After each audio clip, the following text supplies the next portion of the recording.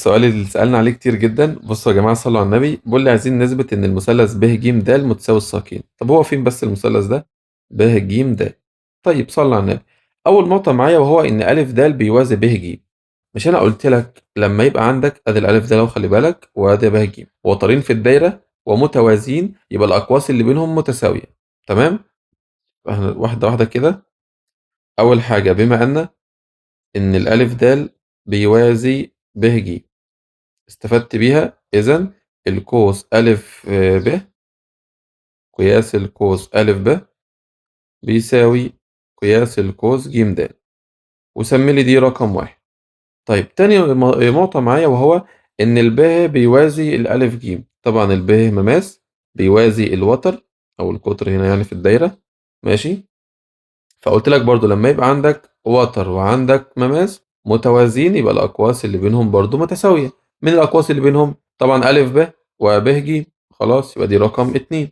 يبقى بما أن أنا ما عملتش حاجة، أنا بستخدم المعطى واستنتج بس الناتج من المعطى ده.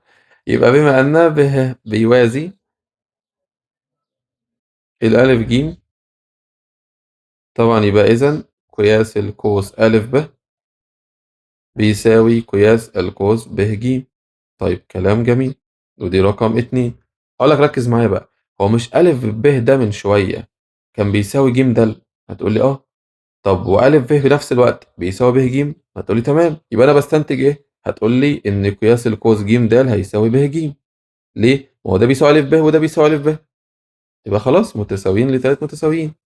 يبقى إذا من واحد واتنين، إذا قياس القوس ج د بيساوي قياس القوس ب ج. طب كلام زي الفل. هتقول طب دي هتفيدني في ايه؟ اقول لك تعال نرجع للدايره. فين الجيم د؟ ادي الجيم د بيساوي القوس اللي جنبه اللي هو الب ج. طب مش انا قلت لك الاوتار، لو الاوتار متساويه يبقى الاقواس متساويه والعكس؟ هتقول لي اه. طيب ما هنا الاقواس متساويه يبقى الاوتار اللي عليها متساويه. هو مين اللي على القوس ب ج؟ هتقول لي الضلع ب ج، ضلع من المثلث او وتر في الدايره. تمام. وفي نفس الوقت ج د برضو بتبع القوس ضلع في المثلث أو وتر في الدايرة. يبقى إذا الضلع ب ج بيساوي ج د. طب مش أنت عايز تثبت إن المثلث ب ج د متساوي الساقين؟ خلاص كده خلص. يبقى إذا ب ج بيساوي الجيم د. إذا المثلث ب ج د متساوي الساقين. وصلنا على النبي.